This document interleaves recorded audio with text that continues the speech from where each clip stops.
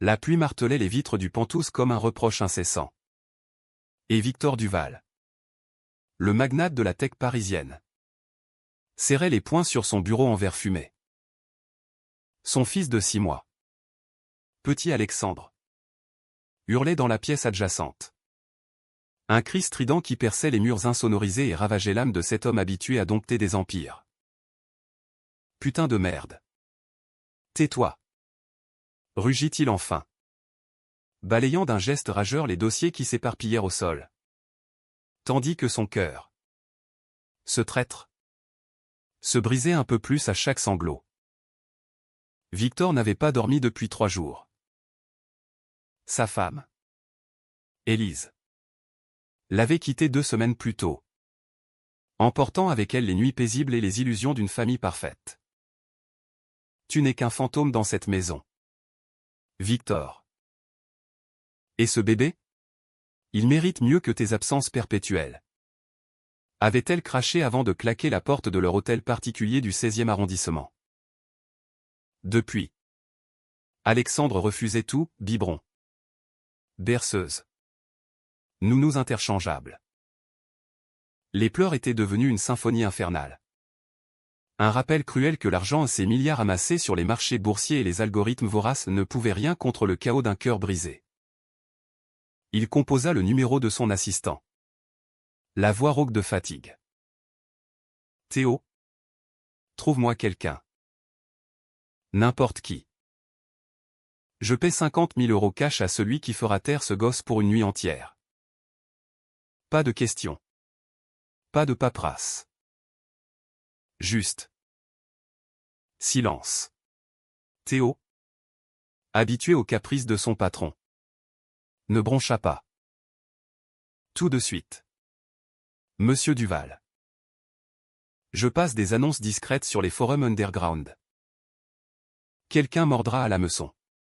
De l'autre côté de la ville. Dans le marais grouillant de vie nocturne. Martin Leroy essuyait le comptoir du Le Chat Curieux. Un bar gai niché dans une ruelle pavée où les rires masquaient les solitudes. À 28 ans. Il était l'hôte vedette, sourire éclatant. Yeux verts pétillants. Et une voix de velours qui transformait les vers solitaires en confidences intimes. Ce soir-là. Entre 2 cocktails et un flirt anodin avec un touriste suédois. Son téléphone vibra. Un message anonyme, 50 000 € pour calmer un bébé qui pleure.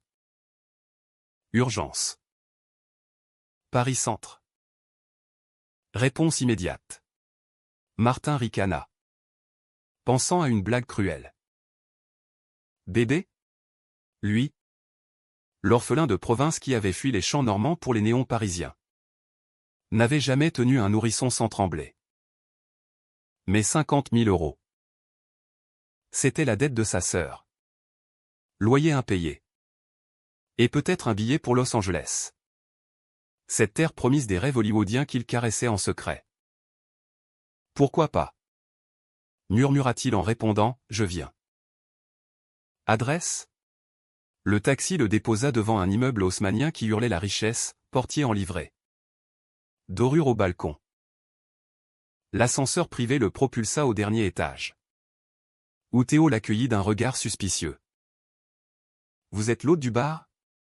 Duval paie pour le silence. Pas pour du spectacle. Martin haussa les épaules. Son jean slim et sa chemise ouverte contrastant avec le marbre froid. Laissez-moi voir le petit. J'ai mes tours. Victor surgit de l'ombre comme un prédateur blessé. Chemise froissée sur un torse athlétique. Barbe naissante ombrant un visage taillé pour les couvertures de Forbes. Ses yeux bleus, durs comme l'acier, se posèrent sur Martin avec un mélange de dédain et de désespoir. Si vous ratez, vous partez les mains vides. Et si vous touchez à un cheveu de mon fils? La menace flotta. Inachevée. Martin, imperturbable, traversa la pièce vers la chambre où Alexandre se tordait dans son berceau high-tech.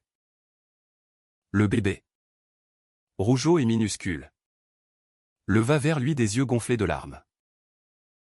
Martin s'agenouilla. Son parfum de lavande et de gin se mêlant à l'odeur de l'écaillé. Et petit guerrier, chuchota-t-il en français doux, teinté d'un accent champêtre. Il n'hésita pas, il le souleva, corps contre corps, et commença à fredonner une vieille chanson de Brassens. Les copains d'abord. Sa voix grave vibrant comme une caresse. Alexandre cligna des yeux. Surpris. Puis. Le silence. Un hoquet. Un soupir. Et le nourrisson s'apaisa. Niché contre l'épaule de cet inconnu. Victor, figé dans l'encadrement de la porte, sentit un frisson le traverser, pas de soulagement seul, mais quelque chose de plus primal. Une étincelle interdite. Qui était cet homme? Avec ses lèvres ourlées et son assurance nonchalante. Qui avait dompté l'indomptable en quelques notes? Comment? Balbutia-t-il. Martin leva les yeux. Un sourire en coin. La magie des voix qui mentent pas. Monsieur le milliardaire. Et maintenant? Les 50 000? La nuit s'étira en une trêve fragile. Victor insista pour que Martin reste, prétextant une rechute possible. Ils s'installèrent dans le salon aux baies vitrées dominant la tour Eiffel scintillante. Un verre de cognac à la main. Je m'appelle Victor, avoua-t-il. Comme si le prénom effaçait les titres. Et vous? Pas juste l'autre point. Martin sirota, ses yeux glissant sur les traits de Victor. Martin. Et non. Je suis pas juste ça. Je suis le type qui rêve de lumière plus grande que Paris. Leur conversation dérapa vite des banalités aux abysses. Victor confia l'abandon d'Élise. Son mariage de façade pour plaire aux actionnaires. Les nuits solitaires dans des lits trop vastes. J'ai tout conquis. Sauf moi-même. Murmura-t-il. Le regard perdu dans les lumières de la ville. Martin. À son tour, parla de son enfance volée. D'un père homophobe qu'il avait chassé à 16 ans. De ses nuits au bar comme un exutoire. On est tous des bébés qui pleurent. Victor. Juste avec plus de zéro sur le compte en banque. À l'aube, Alexandre dormait toujours. Et Victor posa une main hésitante sur l'avant-bras de Martin. La peau chaude. Le pouls rapide d'un courant électrique. Reste encore un peu. Supplia-t-il. Martin hésita, sentant le piège du désir naissant. Mais il hocha la tête, ignorant que ce silence acheté marquerait le début d'une tempête. Les jours suivants furent un tourbillon discret. Martin revint sous couvert de consultant pour bébé. Mais c'étaient les regards volés qui comptaient, Victor le surprenant dans la cuisine. Torse nu en train de préparer un biberon. Ou Martin riant aux éclats avec Alexandre sur un tapis persan. Victor, cet homme de fer, se surprit à anticiper ses visites. À commander des vins fins et des playlists jazz. Une soir, après un dîner improvisé à foie gras et confession. Leurs lèvres se frôlèrent dans l'ombre du couloir. Un baiser timide. Puis vorace. Chargé de tout ce qu'il n'osait nommer. Pourtant, les ombres planaient. Théo, l'assistant zélé, avait fouiné, monsieur. Cette hôte est connue dans les cercles. Sensible.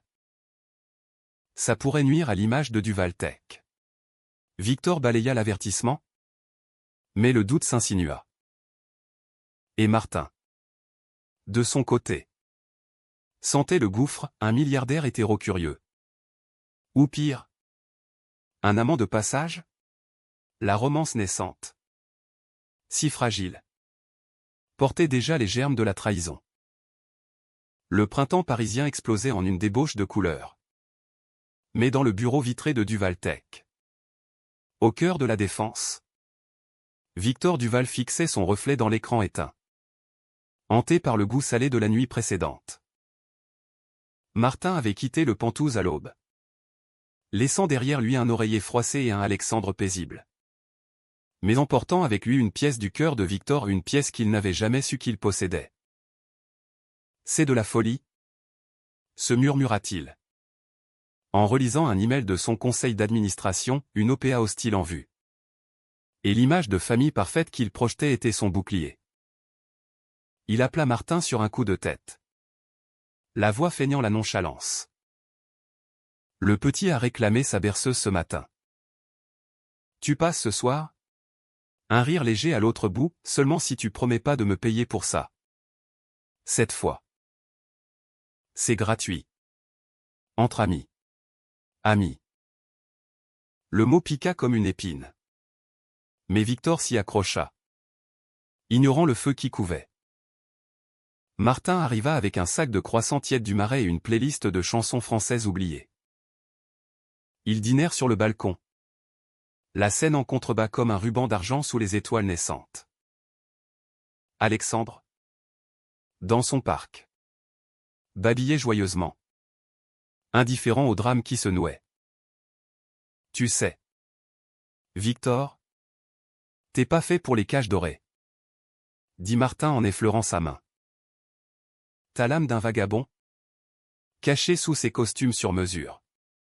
Leurs corps se retrouvèrent naturellement dans la pénombre de la chambre d'ami Victor, maladroit dans sa tendresse nouvelle, explorant les courbes familières de Martin avec une avidité d'initié. Peau moite, souffle mêlé, et des murmures en français archaïque, ne part pas. Pour la première fois, Victor se sentit vu. Non comme un titan de l'industrie, mais comme un homme vulnérable, désirant, entier. Martin, lui, se perdait dans ses bras puissants, oubliant les cicatrices de ses amours passés. Ces types éphémères qui prenaient sans donner. Mais le monde extérieur ne tolère pas les secrets longtemps. Le lendemain, un tabloïd people, le Parisien Scandale, publia une photo floue, Victor et Martin, enlacés sur le balcon, volés par un paparazzi embusqué. Le roi de la tech en péril, affaire gay au sommet, titrait l'article, spéculant sur un scandale qui pourrait couler l'empire Duval. Les actions chutèrent de 8% en une heure. Théo surgit dans le bureau. Livide, c'est lui. Votre babysitter. Il vous a piégé pour de la pub gratuite dans son milieu. Victor sentit la rage monter. Un poison familier. Il convoqua Martin au Pentouse. La voix glaciale au téléphone, explique-toi. Maintenant. Martin arriva, les yeux rougis par une nuit blanche, mais le menton haut. Quoi? Victor? Tu crois que j'ai vendu la mèche? Pourquoi? Une ligne dans un canard à sensation? Les accusations fusèrent. Acide, trahison. Manipulation. Un flirt calculé pour grimper l'échelle sociale. Tu me prends pour un gigolo opportuniste? Hurla Martin, les larmes perçant sa voix. J'ai cru en nous. En toi. L'homme derrière le fric. Mais t'es comme tous les autres, quand ça chauffe. Tu fuis dans tes tours d'ivoire. Victor, déchiré, leva la main pour le toucher, mais se ravisa. Sors d'ici. Et emporte tes 50 000 avec toi. C'était tout ce que tu voulais. Non. La porte claqua. Écho d'un cœur fracassé. Martin erra dans les rues pluvieuses du Marais. Le portable muet, se maudissant d'avoir aimé trop vite. Chez lui, un studio exigu aux murs tapissés de polaroids de voyage rêvés. Il s'effondra sur le lit. Alexandre S. lut l'habit tournant en boucle sur la platine. La trahison n'était pas la sienne. Mais elle le rongeait pareil. Victor, seul avec son fils qui pleurait à nouveau comme un miroir de sa propre douleur, noya sa culpabilité dans du scotch pur. Les appels affluaient, investisseurs furieux. Avocate conseillant un démenti public. Élise ricanant au téléphone, je t'avais prévenu. Victor. Les hommes comme toi ne plient pas, ils cassent. Il envisagea de tout nier. De renvoyer Martin dans l'ombre. Mais chaque mensonge le vidait un peu plus. 2 jours passèrent en purgatoire. Puis, un soir de gala caritatif au Louvre, Victor en smoking impeccable. Sourire plaqué. Il croisa Martin au bar. Serveur freelance pour arrondir les fins de mois. Leurs regards se heurtèrent comme des lames. Félicitations pour le scandale. Lâcha Martin. Versant un whisky d'une main tremblante. Victor agrippa son poignet. Attends. J'ai merdé. Laisse-moi réparer. Mais la nuit bascula. Un rival d'affaires? Pierre Laurent. Actionnaire minoritaire aux dents longues. Glissa à l'oreille de Victor, divorce ce petit jeu. Où je balance tes mailles intimes. J'ai des contacts. La menace était claire, chantage pour un contrôle accru de l'entreprise. Victor. Piégé. Céda en silence. Renvoyant Martin d'un regard suppliant, pas ici. Pas maintenant. La trahison s'épaissit comme un brouillard. Martin. Apprenant la vérité par un ami commun. Sentit le monde s'effondrer. Était-ce de l'amour? Ou juste un caprice de riche? Il décida de partir, billet pour New York en poche. Rêve d'une vie sans chaîne. Mais au moment de franchir la porte de l'aéroport Charles de Gaulle. Un texto, Alexandre pleure sans toi. Et moi aussi. Reviens. VD. L'aéroport Orly bruissait d'un chaos organisé. Mais pour Martin. Chaque pas vers la porte d'embarquement était une sentence. New York l'appelait Broadway. Les rooftops anonymes. Une chance de réinventer son cœur brisé sans l'ombre de Victor Duval. Pourtant. Le texto brûlait dans sa poche, simple. Nu.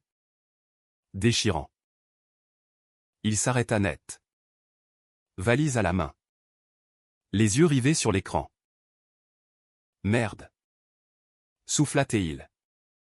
Élant un taxi pour le centre-ville. Le retour était une folie. Mais l'amour? Ce traître? N'écoute pas la raison. Victor l'attendait au pont des Arts. Cadenas à la main, un geste cliché. Mais sincère dans sa maladresse. La Seine coulait paresseuse sous le soleil couchant. Et les touristes? Indifférents. Accrochaient leurs promesses métalliques. Je t'ai trahi par peur. Avoua Victor d'une voix rauque. Tendant le cadenas gravé V&M plus A. Pierre me tient par les couilles. Mais je refuse de te perdre. Laisse-moi me battre pour nous. Martin. Le cœur en vrac. Fixa l'objet. Et Alexandre? Il mérite un père entier. Pas un fantôme hanté par les ragots. Ils parlèrent des heures. Assis sur le banc froid. Confession coulant comme le fleuve, les nuits solitaires de Victor. Enfant gâté d'une dynastie industrielle, les cicatrices de Martin. Tatouages invisibles d'un coming-out forcé. Un baiser scella la trêve. Salé de larmes et de promesses. Les semaines suivantes furent un balai précaire. Victor engagea un avocat féroce pour contrer Pierre. Tout en multipliant les rendez-vous secrets avec Martin, dîner dans des bistrots cachés de Montmartre.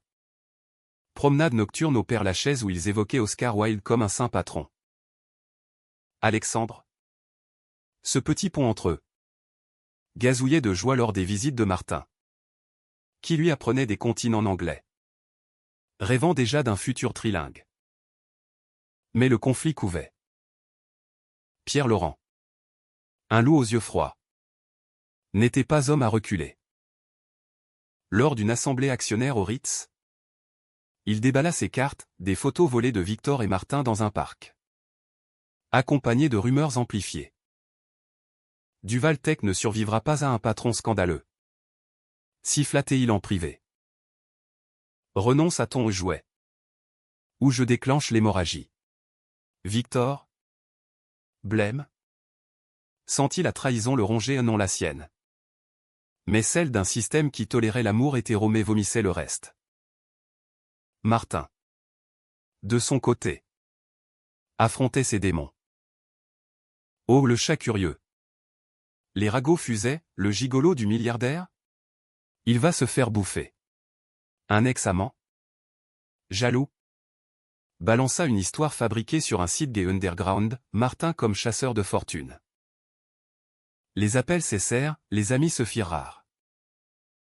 T'es en train de te perdre pour un mirage. Le mit en garde sa sœur au téléphone. Voix tremblante depuis Rouen. L'amour vrai ne coûte pas des empires. Le chaos Trao éclata un soir d'orage. Aux Pentouzes. Victor rentra tard. Trempé. Annonçant d'une voix brisée, j'ai cédé. Pierre a gagné une part du gâteau, en échange. Silence sur nous. Martin. Qui berçait Alexandre? Se figea. Cédé? Tu vends ton âme pour des chiffres? Et moi? Je suis quoi? Un secret honteux. La dispute vira à l'ouragan, assiette brisée. Cris qui réveillèrent le bébé. Je fais ça pour lui. Pour nous. Hurla Victor. Et si c'était pas assez? Si un jour. Tu me renvoies comme Élise. Martin. Les poings serrés. Ramassa son manteau. L'amour n'est pas une transaction. Victor. C'est du sang. De la sueur. Pas des compromis avec des requins. Il partit dans la nuit. Laissant Victor à genoux. Alexandre pleurant dans ses bras, un écho cruel de leur première nuit. Seul. Victor composa le numéro de Pierre, la guerre est déclarée. Tu veux mon empire? Viens le prendre. Les jours suivants furent un enfer solitaire. Martin reprit ses shifts au bar. Masquant sa douleur derrière des sourires forcés. Écrivant des lettres non envoyées où il déversait son âme, tu m'as appris à aimer sans peur. Mais la peur t'a repris. Victor? Lui? Lança une contre-attaque, audits internes. Alliance secrète avec d'autres investisseurs. Mais chaque victoire sonnait creux sans Martin. Lors d'une interview forcée à France 24, il craqua. Évoquant l'importance de l'authenticité et d'une voix voilée. Puis, la trahison ultime, Élise revint. Non par amour, mais par calcul. Remarie-toi avec moi. Victor. Pour l'image. Et ce. Martin? Un caprice à enterrer. Elle avait des preuves d'aimer bidon. Montées de toutes pièces par Pierre Viael. Victor? Au bord du gouffre. Hésita une seconde de trop. Le lendemain. Un article anonyme fuitait, Duval prêt à oublier son amant pour sauver son trône. Martin le lut sur son téléphone. Brisé. C'était la fin ou le début d'une renaissance? La nouvelle éclata comme une grenade dans le marais, Victor Duval prêt à sacrifier son amour gay pour l'Empire. Martin. En pleine pause cigarette derrière le bar. Sentit le monde basculer. La trahison. Cette fois. Était publique. Irréfutable Élise. Avec son sourire carnassier. Posant en photo de couple retouché. C'est fini? Se dit-il. Écrasant la Marlboro sous son talon. Il annula son vol pour New York, partir maintenant serait fuir. Et il refusait d'être le perdant d'une histoire qu'il n'avait pas choisie. Victor? Quant à lui. Nia tout lors d'une conférence de presse chaotique. Mais ses yeux trahissaient le mensonge. Ma vie privée reste privée. Déclara-t-il. micro en main. Tandis que Pierre-Laurent, au fond de la salle, arborait un rictus victorieux. Ce soir-là, seul avec Alexandre qui tétait son biberon en silence.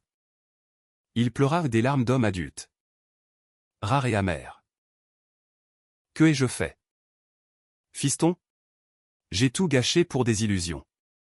Le lendemain, il traqua Martin jusqu'au Le Chat Curieux, ignorant les flashs des paparazzis. Le bar était bondé. Ambiance électrique de solidarité gaie, clients levant leur verre à l'amour qui résiste. Martin, derrière le comptoir, servait avec une efficacité mécanique, évitant tout regard. Quand Victor entra, costumé comme pour un procès, un silence pesant tomba. Dehors, ordonna Martin. Voix basse mais ferme. T'as déjà vendu assez de billets pour ton cirque. Victor ne bougea pas. Écoute-moi. Élise m'a piégé, c'était des faux. Je l'ai viré de ma vie ce matin. Il sortit une enveloppe, documents légaux. Renonciation au part de Pierre. Et une lettre manuscrite. Lis. Et reviens. Pas pour l'argent. Pas pour le bébé. Pour nous. Martin. Tremblant. Lu en diagonale, aveu d'erreur. Promesse de coming out public. Un futur où l'amour primait sur les cours boursiers. Mais la confiance brisée ne se recolle pas en un claquement de doigts. Trop tard. Murmura Martin, rendant l'enveloppe. Tu m'as fait douter de moi. De ce qu'on avait. Victor, le cœur en lambeaux, s'approcha, ignorant les murmures. Alors bats-toi contre moi. Crie. Frappe. Mais ne disparais pas. Leurs lèvres se frôlèrent dans un baiser désespéré. Au milieu du bar, applaudissements fusèrent. Flash crépitèrent. C'était un acte de rébellion. Un cri primal. La réconciliation fut laborieuse. Un tango émotionnel. Ils se revirent en secret d'abord, pique-nique au bois de Boulogne avec Alexandre. Où Martin enseignait à Victor à changer une couche sans grimacer. Les nuits étaient des sanctuaires, corps entrelacés. Confession chuchotée sur l'homosexualité refoulée de Victor. Découverte tardive à l'université. Étouffée par l'ambition. J'ai toujours su. Au fond. Avoua-t-il un soir. Nu sous les draps. Mais j'ai choisi la peur. Martin. Cicatrice encore vive. Imposa des limites, pas de secret. Pas de compromis. Il quitta le bar pour un job de coach vocal freelance. Canalisant sa douleur en art. Ensemble. Ils affrontèrent les tempêtes, thérapie de couple chez un psy discret du 7e. Manifestation publique pour les droits LGBTQ+, où Victor parla pour la première fois ouvertement. Pierre. Acculé. Vendit ses parts à perte, Élise disparut dans l'oubli. Poursuivi pour diffamation. Pourtant. Le vrai chaos Traog guettait. Lors d'une soirée d'anniversaire pour Alexandre 1 an déjà. Gâteau au chocolat et ballon dans le jardin de l'hôtel particulier. Un appel anonyme, ton amant cache un secret. Demande-lui pour l'accident de Rouen. Victor. Pâle. Confronta Martin au milieu des rires d'invités. Quoi? Rouen? Ton père? Martin s'effondra, oui. L'accident qui avait tué son père était sa faute, dispute violente. Voiture qui dérape. Il avait fui Paris pour ça. Et n'en avait jamais parlé. Tu m'as trahi en te taisant. Explosa Victor. La voix brisée. Comment puis-je te faire confiance après ça? Martin. Larmes aux yeux. Confessa tout, la culpabilité qui le rongeait. La peur d'être jugé indigne. Je t'aime assez pour risquer la vérité. Mais si c'est trop. La nuit se termina en silence. Invité parti. Alexandre endormi. Eux deux face à face dans le salon vide. Le lendemain. Victor choisit, il serra Martin dans ses bras. On affronte ça ensemble. Ton passé est le mien maintenant. C'était le pivot. Le moment où l'amour triomphait de la trahison mutuelle. Ils engagèrent un détective pour clore le dossier Rohan innocence prouvée. Accident pur hasard. Libérant Martin d'un poids mort. L'automne enveloppait Paris d'un manteau ocre. Et avec lui vint une paix chèrement acquise. Victor et Martin. Après les tourments. S'installèrent dans une routine tissée de tendresse, matin paresseux où Alexandre rampait entre leurs jambes. Café sur la terrasse avec vue sur les toits de Montparnasse. Victor, libéré de ses chaînes, fit son coming out officiel dans une interview au Monde, l'amour n'a pas de genre, il a une âme. Les actions de Duval Tech grimpèrent, les haters se turent face à l'authenticité. Martin. Lui. Fleurit. Il lança un podcast sur les voix queer. Des histoires d'amour cachées qui touchaient des milliers. Grâce à toi. J'ai appris à chanter sans masque. Dit-il un soir. Lors d'un dîner aux chandelles au Meurice. Victor, ému, glissa une bague simple à son annulaire, pas de diamant. Juste de l'or gravé EVMA. Pour toujours. Épouse-moi. Pas pour le monde. Pour nous. Le mariage fut intime. Au bord de la Loire. Dans un château normand que Martin affectionnait, clin d'œil à ses racines. Alexandre, en costume minuscule, porta les alliances, ami du marais et investisseur repentit le verre des toasts. À l'amour qui calme les tempêtes. Trinquèrent-ils. La nuit de noces. Sous un ciel étoilé. Fut une célébration lente. Sensuelle, corps familier redécouvert. Murmure de gratitude. Mais la vie, humaine, n'épargne pas les fins heureuses absolues. 8 mois plus tard. Un diagnostic tomba, cancer du poumon pour Victor. Précoce et agressif. Fruit des nuits blanches et du stress refoulé. C'est la rançon du combat. Plaisanta-t-il. Blême. En apprenant la nouvelle à l'hôpital Saint-Louis. Martin. Effondré. Serra sa main, on se bat. Comme toujours. La maladie devint leur nouveau conflit. Un ennemi invisible contre lequel ils s'unirent. Chimiothérapie. Rire forcé devant des films de Capra pour invoquer l'esprit américain que Victor chérissait. Promenade courte avec Alexandre en poussette. Martin chanta des berceuses quotidiennes. Sa voix un baume, Victor. Affaibli mais tenace. Lança une fondation pour la santé mentale queer. Transformant sa douleur en legs. Les mois s'écoulèrent en une danse fragile. Victor survécut. Rémission complète après un an de guerre acharnée. Tu m'as sauvé. Comme ce premier soir. Murmura-t-il. Alité mais victorieux. Martin à ses côtés. Leur amour. Forgé dans le feu. Émergea plus fort, humaniste. Résilie. Un témoignage que les trahisons. Une fois surmontées. Forge des âmes indestructibles. Des années plus tard. Alexandre. Grandissant dans un foyer d'amour inconditionnel.